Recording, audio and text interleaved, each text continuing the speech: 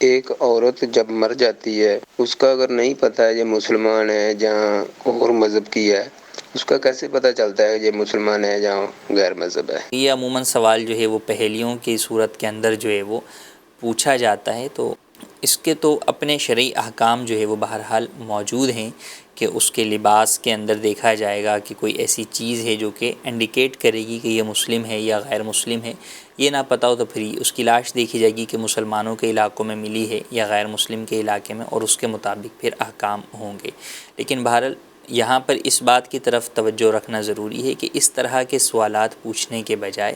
یا ان سوالات کے جوابات جاننے میں اپنی جو ہے وہ فکر اور سوچ کو صرف کرنے کے بجائے ہمیں وہ چیزیں سیکھنی چاہیے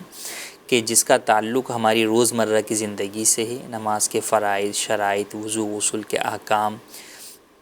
باطنی بیماریوں کے احکام، ان کے مسائل۔ تو یہ چیزیں جن کا سیکھنا ہم پر جاننا فرض ہے، ہم ان چیزوں کو سیکھنے کی کوشش کریں اور اس کے اندر اپنی مکمل توجہ رکھیں۔